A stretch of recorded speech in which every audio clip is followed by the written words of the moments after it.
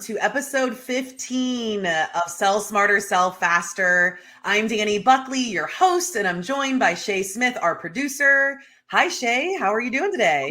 Hey, well, I'm just excited to be back and here, for a new season. So I'm here. I'm happy. I'm excited and got lots of just joy today. Yeah. How are you doing? Me too. I'm excited that for those that maybe have followed along, we were a live cast all this time, primarily video based, but now we're really shifting to podcast format, which I'm really excited about. This is the first episode of season 3 that we're on all major podcast platforms, and our old seasons are now up there too. But we're just really excited about that transition, and I'll remind everybody who we are and why we're here, right? So this is produced by Lead G2, and we are from the Center for Sales Strategy. We're a sales performance agency, and we really specialize in helping businesses, sell smarter and sell faster. We do that by using inbound marketing and sales enablement strategies, and that's what we really help our clients with. And so the Sell Smarter, Sell Faster podcast, it's a weekly podcast. We're really focused on sales growth. So everything around fresh insights, trends, strategies, and really we like to talk a lot about real world examples too, that are just really aimed at helping business leaders, sales leaders like you take your sales enablement to the next level. So we cover all kinds of topics. You can check out the old seasons, and we've got some really good stuff lined up for this season. So Shaye, I think you're going to tell everyone how they can stay in touch and connect with us. Yeah, so we are now streaming on all major podcast platforms. So whatever your favorite podcast platform is, whatever that platform of choice is, I hope that you will subscribe there. We are also on YouTube. So if you like to watch video and you want to see our faces, you can join us on YouTube and subscribe at our YouTube channel. And that is just Lead G2 on YouTube.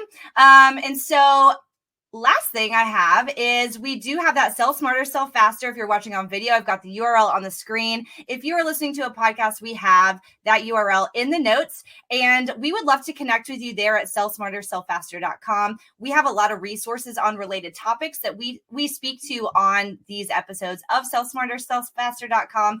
And you can also connect with us. We want to grow this community and help people do that by bringing experts in their field to talk with you here. So I think that's it. We are going to talk about optimizing email for sales performance today. So Dani, let's tell me a little bit of your thoughts before I intro the guest and bring him into the studio.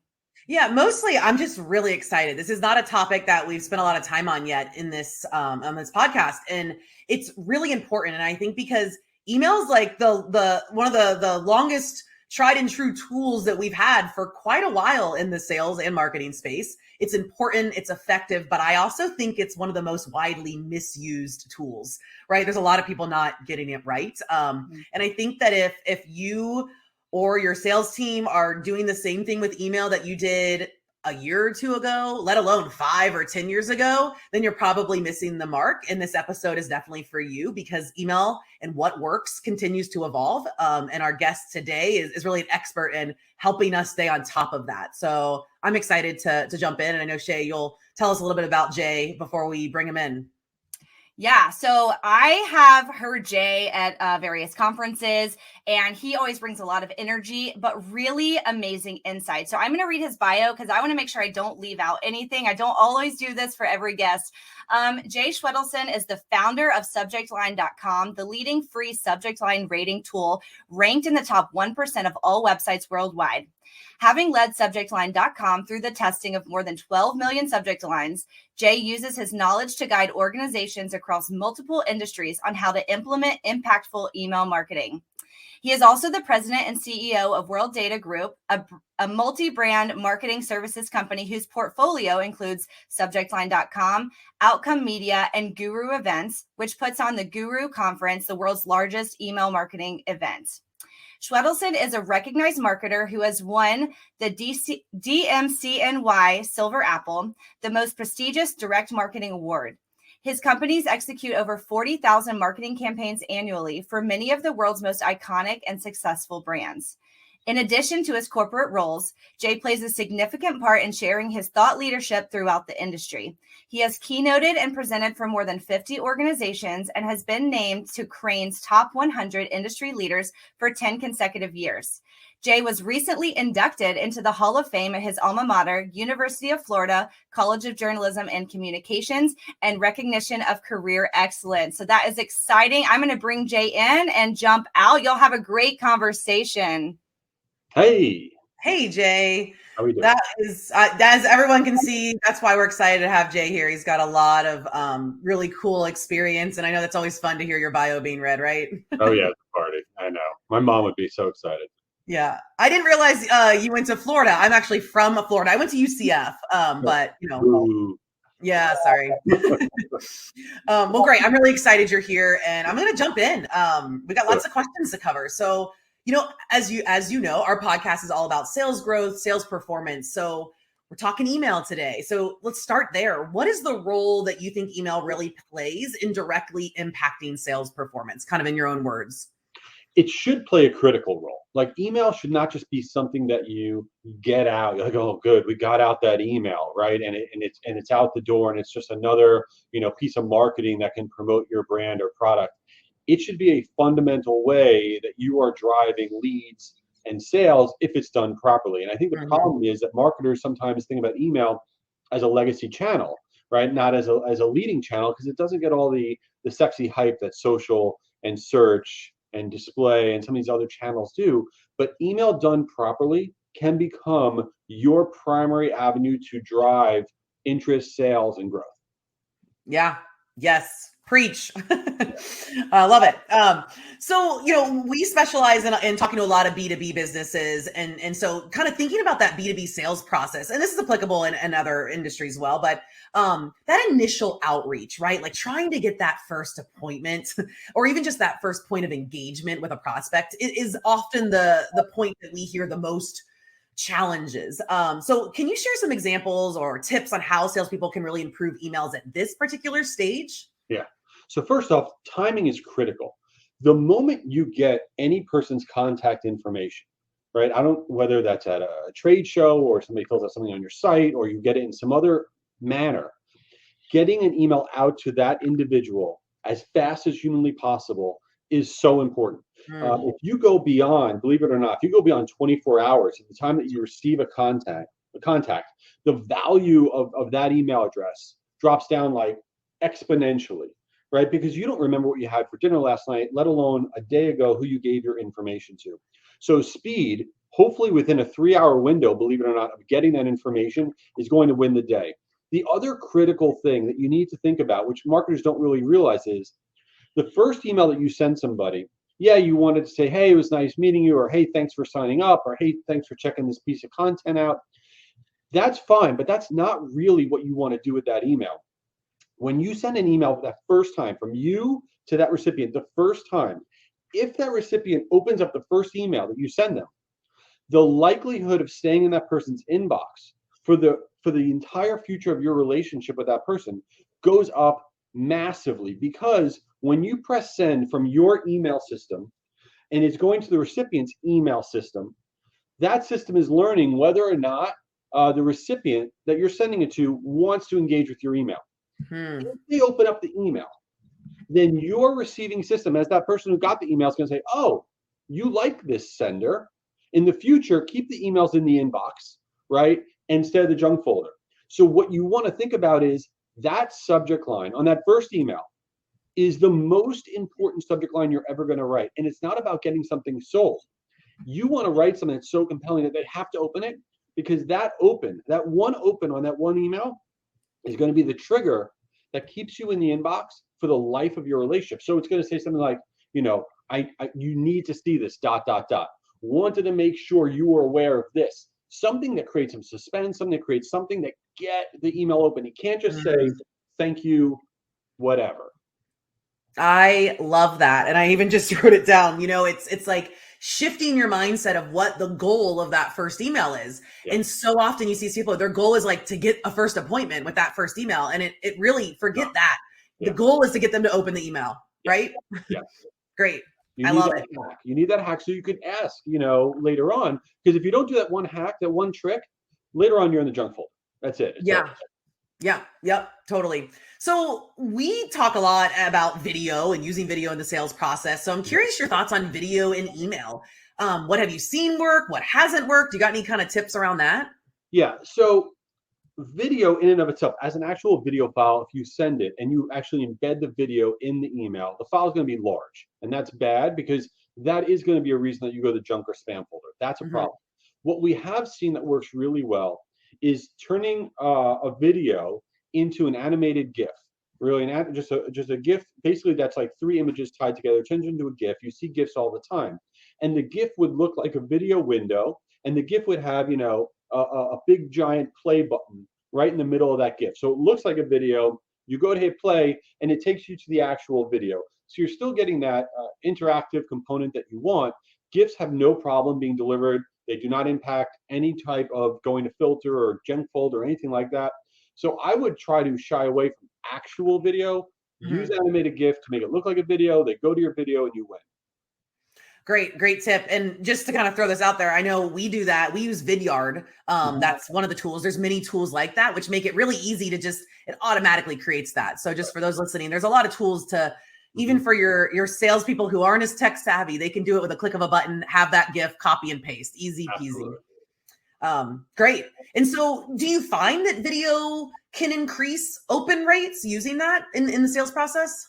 So what's interesting about video right now, what we've seen, there's actually a big change in the last, I would say, 6 months. It's not so much that it increases open rates in that email, but the game changer for video right now is that on-demand content, on-demand video content is doing better than it's ever done as an offer within emails. It used to be you send out an email and it's like, oh, here's an on-demand clip of, something or another. And as marketers, we were only sending it out because there was nothing else to send out. It was like an old piece of content. We don't have anything new. Let's just send out the on-demand of something we did, 6 months ago, 3 months ago, whatever. And it never did very well. I don't know if everyone's so busy, the world's changing, whatever it may be, but on-demand content is surging in terms of performance. But the trick to on-demand, so you have a video you're going to promote, you're going to put in the email, do not call it on-demand. On-demand feels old. On-demand feels like it's stale. You want it to say something like watch now, learn now, see now, where it's very of the moment, and it is on-demand, but you're not saying, this is some old thing that we just kind of threw out there. So it's doing better than it's ever done, but you kind of have to know how to play the game. Love it. Love these little tips. That's great. So let's talk a little bit about the difference between, there's 2 kind of big buckets of emails, right? We got the one-to-one, which is typically more of the sales process, right? One salesperson emailing a prospect. And then we have the one-to-many, which is more of like the marketing type stuff that we see. So are there any key differences that people should be keeping in mind? Because what I see is sometimes people are thinking like marketers when they're doing one-to-one, or they're writing like it's a one-to-one when it's actually one-to-many, and that cannot always work. So anything that stands out there that people should be thinking of? Yeah, first off, I think it's very important to have 2 radically different formats, right? You can't live in the middle, right? So if you have a sales format, it's got to look like that dry, kind of mostly text. It's a one-to-one email. You don't want the hybrid where it's got some images in there and it's kind of living in the kind of, is this a marketing email or is this a personal email? And then your marketing email needs to look like a marketing email. If they bleed over into each other, basically what happens is you're getting a response to none, right? Having different formats of things, radically different formats of things, spurs interest, it spurs engagement. When everything kind of bleeds over, you're like, it's all the same, it becomes wallpaper, right? And then obviously when you're sending out to one-to-one, you need to make sure that you realize that people are going to hit reply to that email. They're not just going to click through. Where on your marketing emails, of course, they're not going to hit reply. They're going to click through. That being said, some of the tactics to get the email opened can be identical. You could use some of the great, tips and tricks to get those emails open that you can do on both sides of the house. Got it. Love it. And I personally am a fan of differentiating those 2 because in a lot of cases, you want to be messaging to the same people in these 2 different ways, right? And so having it kind of the frequency there, but it's being clearly different. It's coming from different people, coming from marketing or from this person. So. Great. So I keep going back to B2B, just because that is a lot of our listeners and who we work with. Are there any specific trends or just things you're seeing that are specific to B2B that could help with email in that space? Yeah. So that's a great question. So most important thing we got to think about with email is it's not the offer that you have. Okay. It's not the creative that you put together. It's not the day of the week. It's not the time of the day. You have to focus on when I send out this email, how am I going to get it open? Because if you don't get the email open, who cares? Who cares what's in your email? Right. And if we're going to get it open, we got to have a really good subject line. And too often people don't spend enough time on that subject line. And on the B2B side of things, in the last, I would say 12 months, there have been certain tactics and trends that are a game changer. And the irony is they're so easy. They cost no money. They take 2 seconds and they do really well. Let me give you a few examples of things. If you're a B2B marketer, you can put in your subject line, you test it out, you likely will see a significant increase in your open rate. Number one, put your target audience in the subject line. This is the biggest no-brainer, right? So let's say your target audience is human resource professionals. Okay, that's the market you're going after. When you send out that email, the subject line can say, this is for human resource professionals only, right? If you actually mention the job function or the title of the audience that you're actually marketing to, the open rate goes up exponentially. And the reason's real simple. It's like when you get that email, if I got an email that says, this is for marketers, I'm like, oh, I'm a marketer. That's me. I got to check this out. And the irony is this is who you're trying to reach. You're just telling them who they are, and they know it's not for everybody, it's for them. A couple of other things along those same lines is personalizing using the company name that you're sending to, meaning my company, Worldata, right? If I got a subject line that says, is Worldata at risk? ? And it was personalized with my company name in the subject line. Oh my God, what's happening? And we're talking about my company. All of a sudden, the closer you can bring it to that individual, right? Whether it's their career, their company, their responsibility, put that in the subject line. So when they see it, they go, oh boy, this is for me. It's not for everybody else. That is the game changer that's generating opens right now on the B2B side specifically. Yeah, love it. That's really helpful.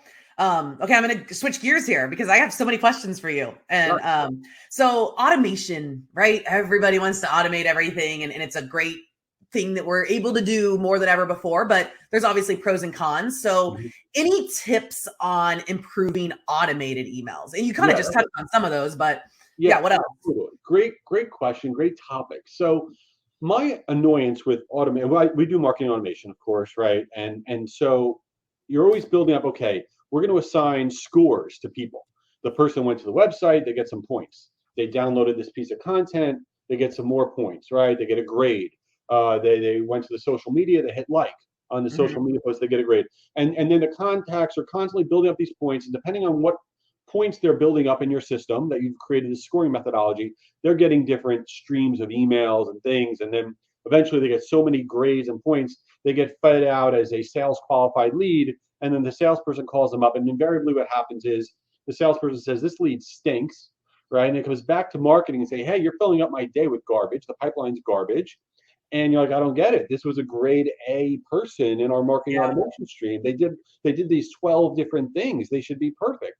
And the reality of it is, unfortunately, what's happening is we are focused more on what somebody does rather than who they are, right? So in my opinion, if you are setting up your marketing automation streams and you have one person that's clicked on 7 things, downloaded 4 webinars, went to your website 12 times, and they're, let's say, a lower level person, lower level target. They're really not the decision maker. They're really not able to buy your product or service, but they got this phenomenal score because they did 400 things. Whereas you have this other person who literally did one thing. They clicked on one post, but they're the senior vice president of whatever, and they're the golden person, right?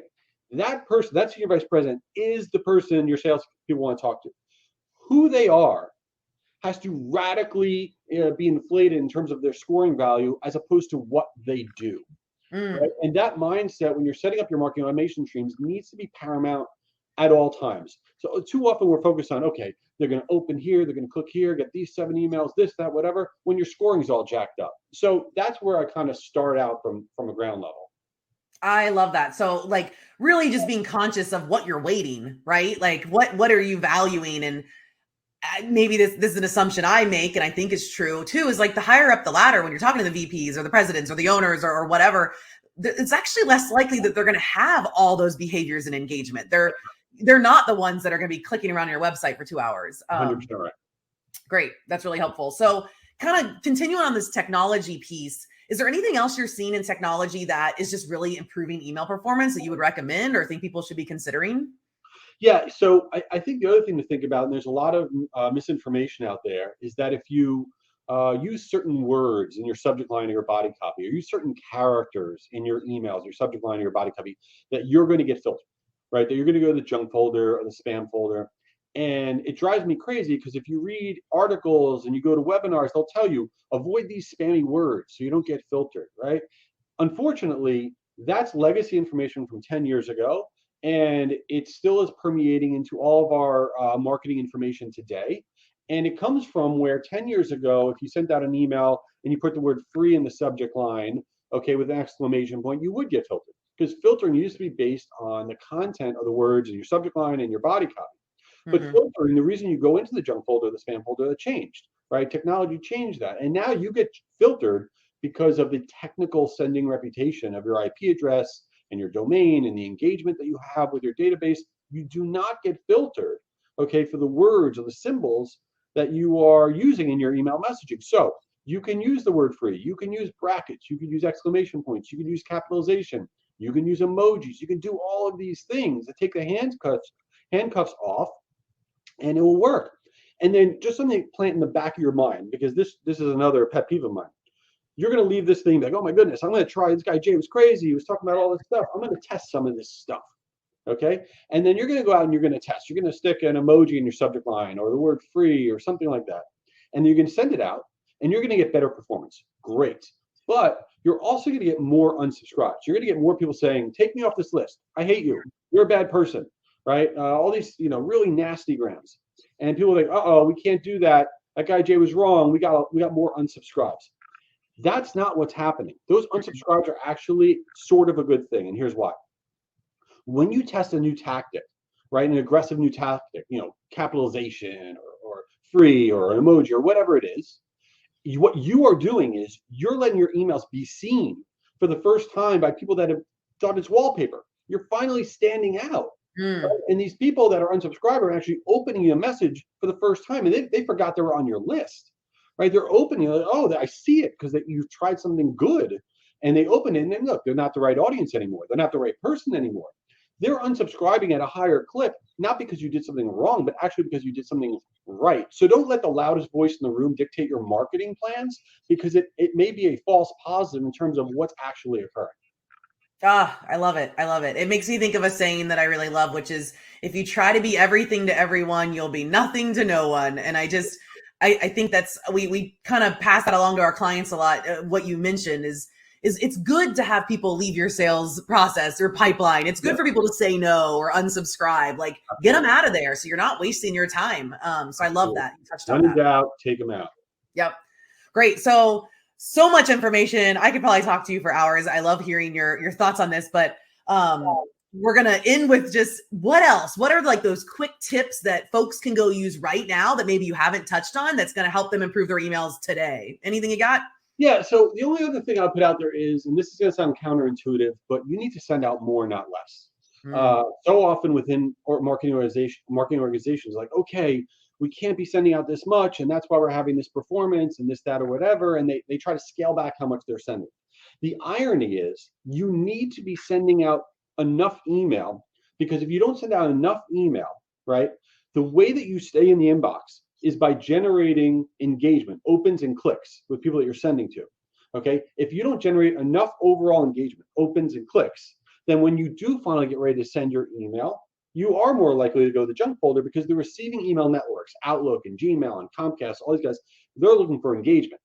So by sending out less, you're generating overall less engagement, right? So one of the things is to win that battle internally is we need to be sending out more. We need to generate more engagement so that way we can continue to stay in that inbox. So it's not, let's send out less and we win. It's we send out more and we win long term. And that's a kind of a hard point, but it's reality. Yeah. And you feel like that's true on both the marketing and the sales side? Yeah, look, the sales side, it's a little bit different. You can't be super annoying, right? You don't have the same ability just to send out really cool content over and over again. So you have to be a little bit more judicious in terms of how often you're doing and what you're doing. One thing on the sales side that I would recommend is sending at radical different times, right? Different people. Yes, we always all scroll through our mailbox and our inbox, whatever, but we all have a different routine. Right, we wake up and we get dressed at a certain time. We put the TV on a certain time. We eat dinner at a certain time. We have a routine.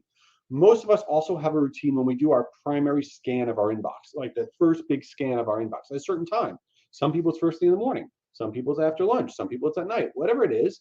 But when you're talking about sales emails, let's say you send out your sales email. Okay, you normally send it at 8 a.m.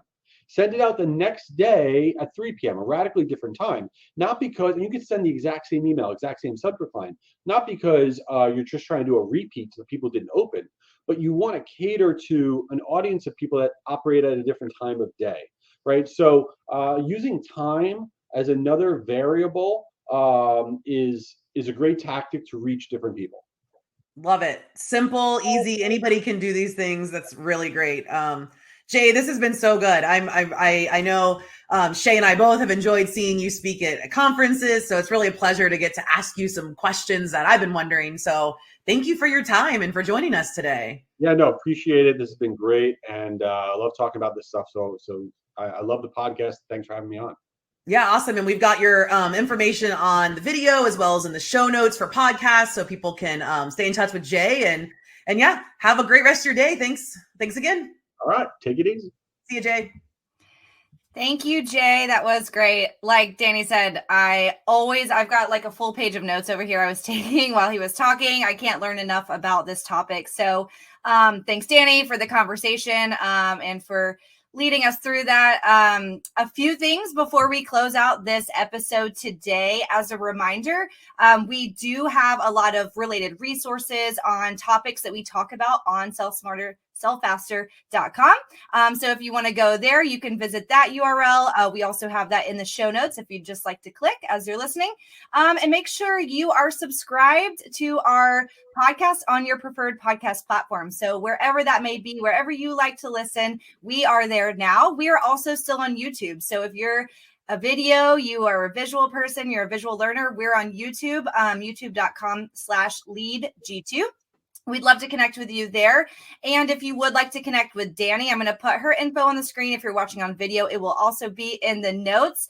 And if you'd like to connect with me, I'd love to talk shop marketing, all these things we talk about. We love to be there, answer questions. We'd love to connect with you. So connect with us at sellsmarter.sellfaster.com. And I think that's all I have. This was so exciting to be back for season 3. Dani, is there anything else you'd like to share before we close out this episode?